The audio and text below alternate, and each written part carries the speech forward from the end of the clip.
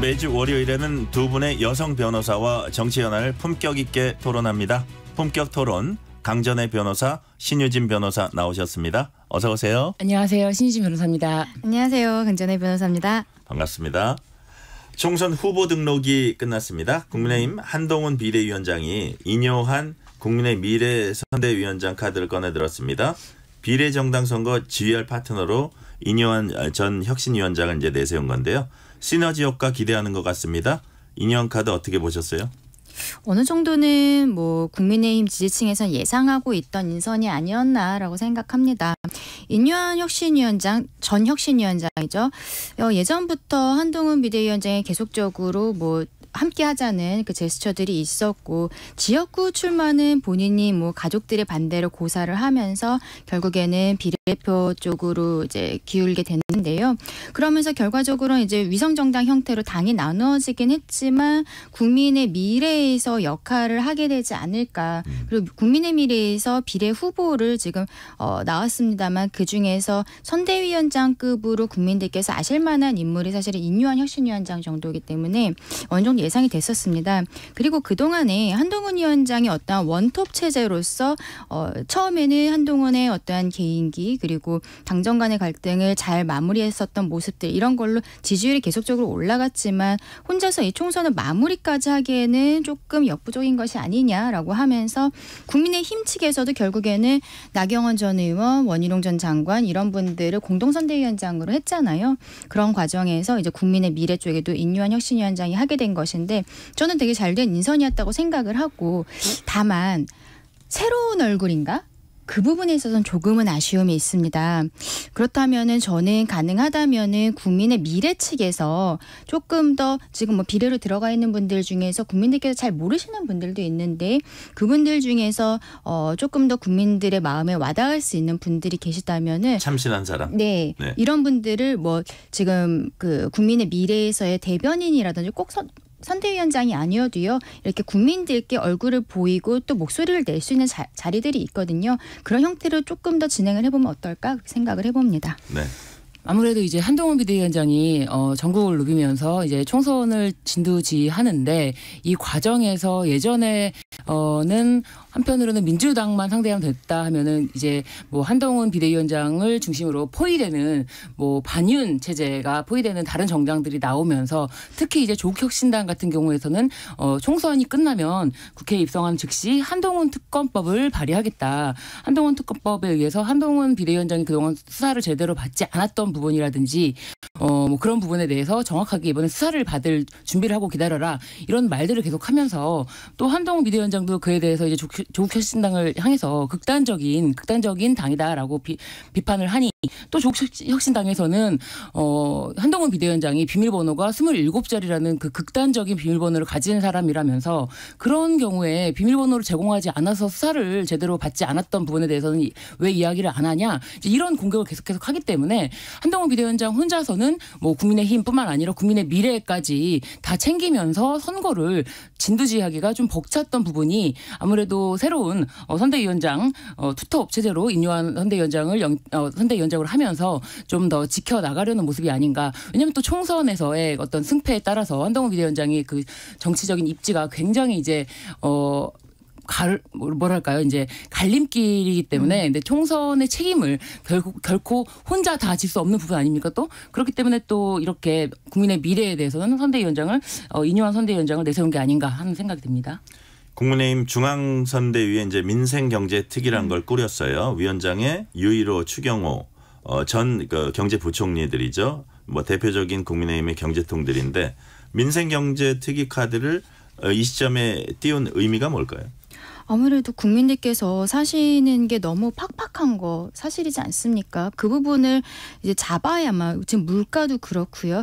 안타까운 부분은 지금 윤석열 정부가 들어오고 나서 윤석열 정부의 어떤 실책처럼 물가에 대한 부분들을 민주당에서는 이야기하고 있습니다만 그 전에 이미 사실 문재인 정부 시절부터 국민들의 경제는 굉장히 어려운 상황이었죠. 부동산도 너무 폭등을 했었고 다만 그 어려웠던 시절에 코로나19라는 사태가 터지면서 전 세계적으로 힘든 상황이 되어버렸고 그리고 그 이후에 러시아와 우크라이나의 전쟁이 지금 굉장히 장기화되어 가고 있지 않습니까? 이런 전 세계적인 문제들이 겹치면서 그리고 게다가 작년에 날씨가 안 좋았던 부분들이 과일값이랑 야채값이 너무 오르다 보니까 이거는 우리 뭐 서민들께서는 정말로 체감을 할 수밖에 없는 부분이잖아요.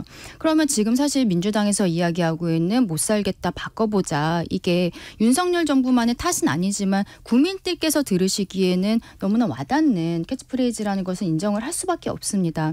이러한 부분에서 국민의힘 입장에서는 이번 총선 과정에서 민생에 대한 부분 그리고 총선 이후에 우리가 그 정권에 힘을 실어주신다면 얼마나 열심히 할 수 있을지 우리가 정책적인 모습들을 보여줘야 되는 것이 분명히 필요한 부분이었는데 그런 과정에서 민생경제특위가 꾸려진 것이고 그리고 뭐 금융투자세에 대한 뭐 면제를 하는 것으로 지금 국민의힘은 또 이야기하고 있지 않습니까? 네. 이런 것들도 결국에는 민생과 관련된 문제라고 볼 수 있을 것 같은데요.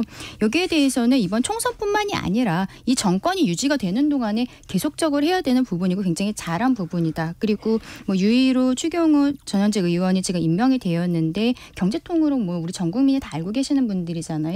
많은 정책과 좋은 제언들 해서 이번 총선에 있어서 그리고 총선 이후에 우리 국민들 삶이 나아지도록 국민의힘이 어떤 방향을 제시를 할지 저는 굉장히 기대를 하고 있습니다. 지금 강 변호사님 말씀하신 것처럼 국민의 삶이 나아지도록 하면 국민의 삶이 뭔지를 알아야 되고 그 경제통이라고 말씀하시는데 경제통 이전에 민생경제특위 아닙니까? 그럼 민생이 뭐냐? 그럼 물가를 최소한 뭔지 어느 정도의 시장 가격이 형성되는지를 아는 게 기본 중에 기본일 텐데 지난주에 윤석열 대통령이 하나로마트 양재점입니다. 서울 양재점에 있는 농협 하나로마트 방문해서 대파 한 단 가격이 875원인데 시장을 많이 다녀봐서 아는데 이 정도 가격이면 굉장히 합리적인 가격이다. 합리적인 가격이라는 점에 대해서 많은 국민들이 큰 분노와 실망을 했습니다.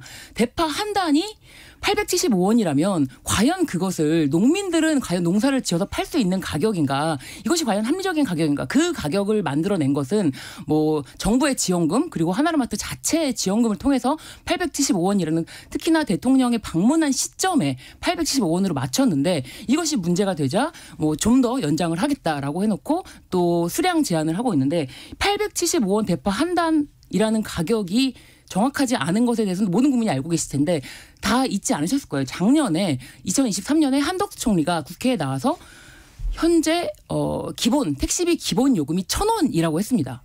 그러니까 현재 우리가 살고 있는 같은 시대를 살고 있는 사람들이 많나?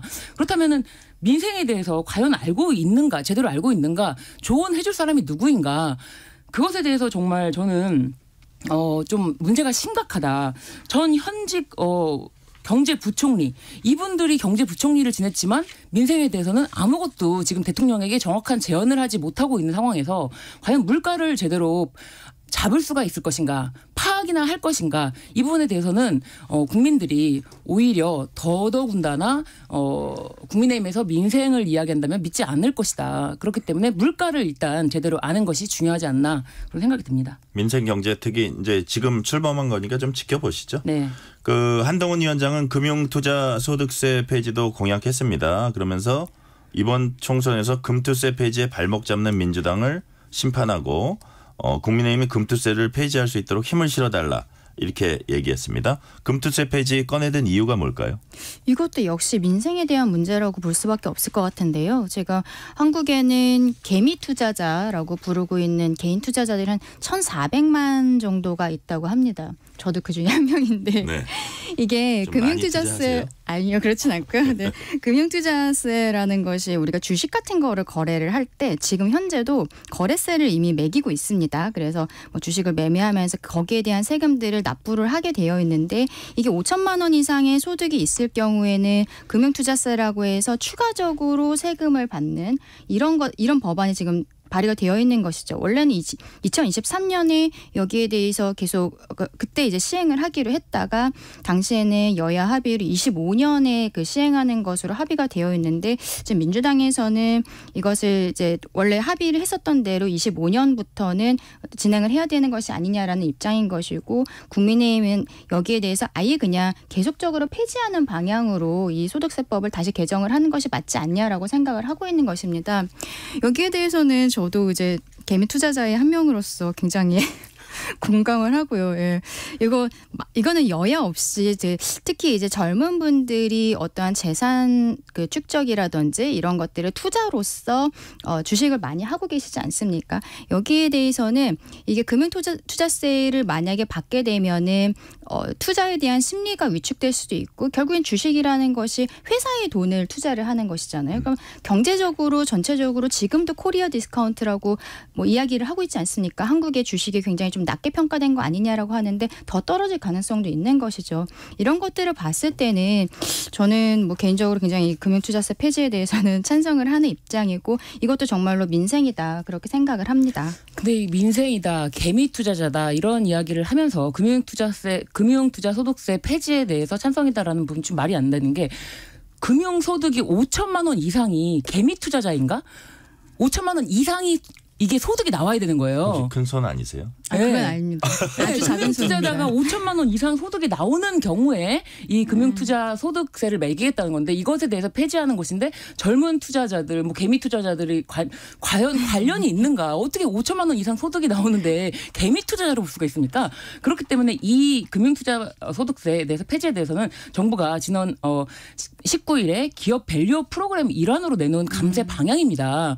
이 기업 가치를 높이겠다라는 감세 방향의 일환인데 이런 경우에 이렇게 특권층에만 소수층에게만 이익이 가는 이런 세금을 폐지한다는 것이 과연 기업에게 과연 어느 정도의 이익을 줄 것인가.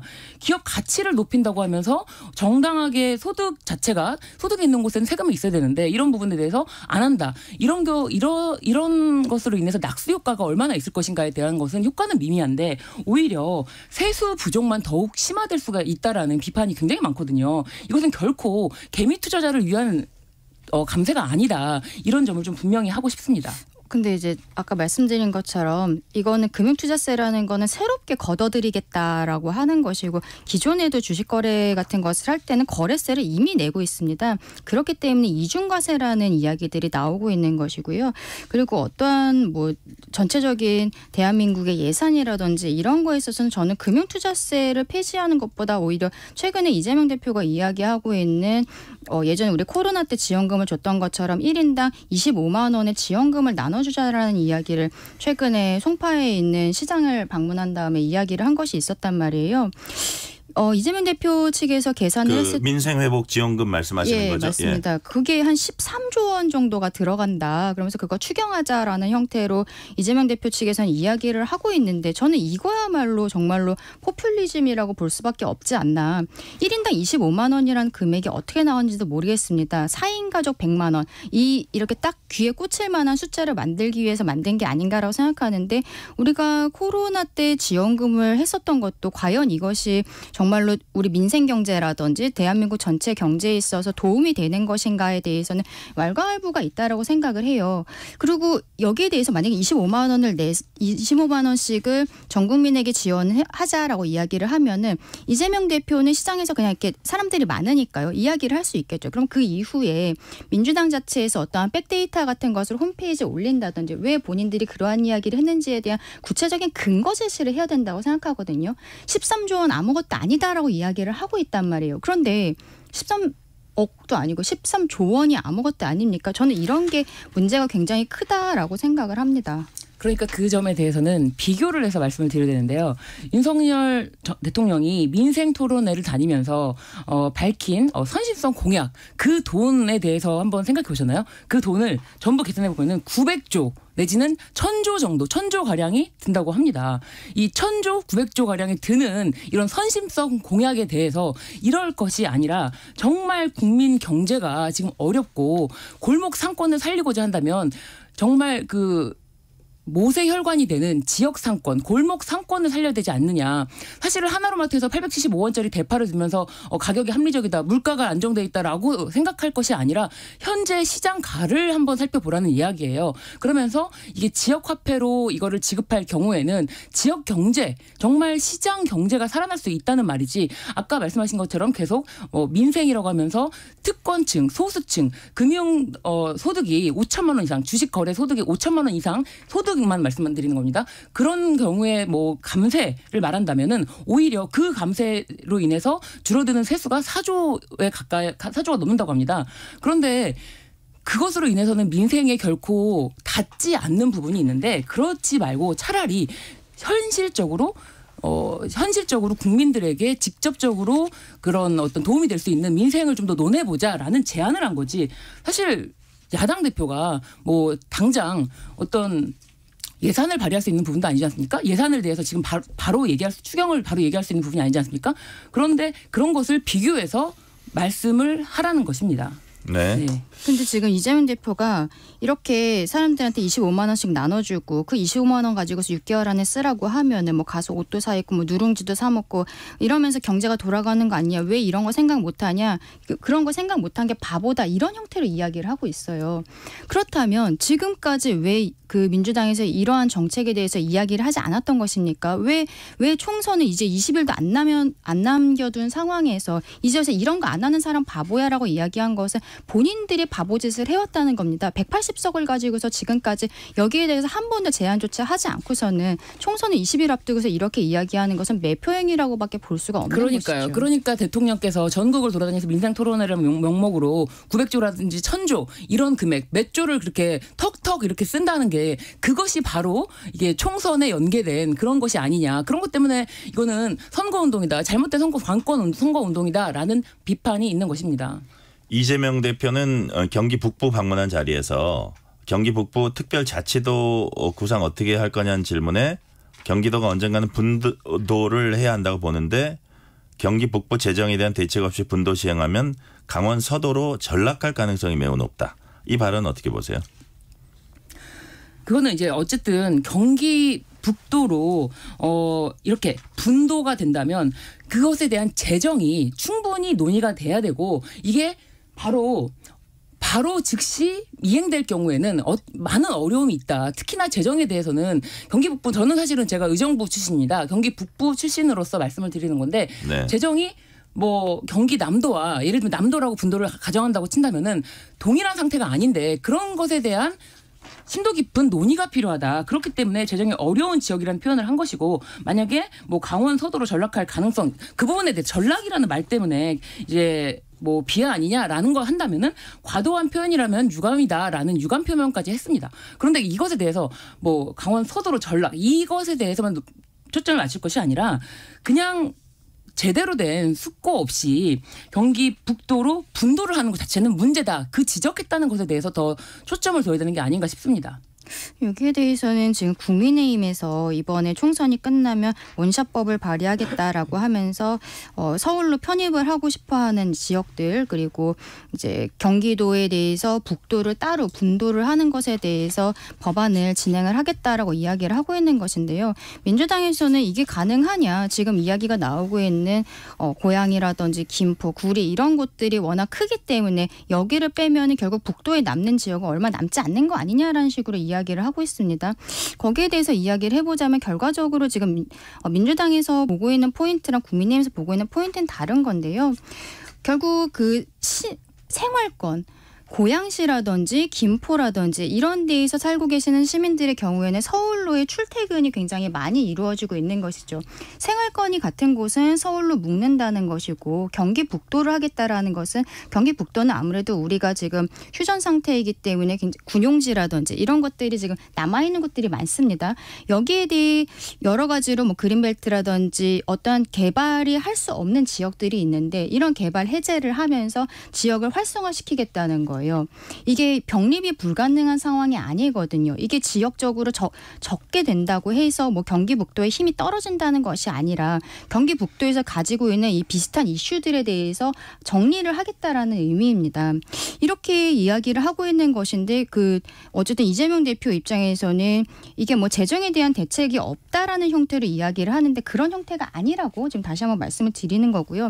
강원 서도로 전락한다라고 이야기한 거는 뭐 재론이죠. 여지없이 말실수였다라고 저는 생각을 합니다. 이재명 대표도 거기에 대해서 바로 이제 유감을 표명을 하기는 했는데 결과적으로는 민주당 입장에서 강원도가 현재로서는 국민의힘 의원들이 많은 지역이기 때문에 여기에 대해서 소홀하게 보는 것이 아니냐 이렇게 생각이 들 수밖에 없는 것이고 여기에 대해서 유감 표명을 넘어서서 조금 더 강원도민들에 대한 적극적인 사과 표명이 다시 한번 있어야 될 것이라고 생각을 합니다. 민주당 서울 강북을 공천이요. 그 박용진 의원의 상대가 돌고 돌아서 한민수 대변인으로 이제 전략 공천이 됐습니다. 정봉주, 조수진 거쳐서 한민수까지 왔는데 그랬더니 여당은 친명 패권의 결정판 제명 삼천지교라고 비판했습니다. 이렇게까지 박 의원 배제해야 하냐는 지적도 나옵니다. 이 부분 어떻게 보세요? 그거는 일단 민주당 당원들이 선택했던 결과를 반영할 수밖에 없는 부분이라고 생각합니다. 첫째로 박용진 의원 같은 경우에는 뭐 하위평가에 들었다라는 것을 본인이 스스로 밝힌 바 있는데 그럼에도 불구하고 본인이 이제 강북을에서 경선을 통해서 뚫고 나갈 수 있다라고 했으나 결과적으로는 당원들의 선택, 당원뿐만 아니라 이제 무당층 그 경선을 통해서 선택받지 못했던 부분이 있는데 두 번이나 선택받지 못한 후보를 다시 전략 공천 지역으로 된 마당에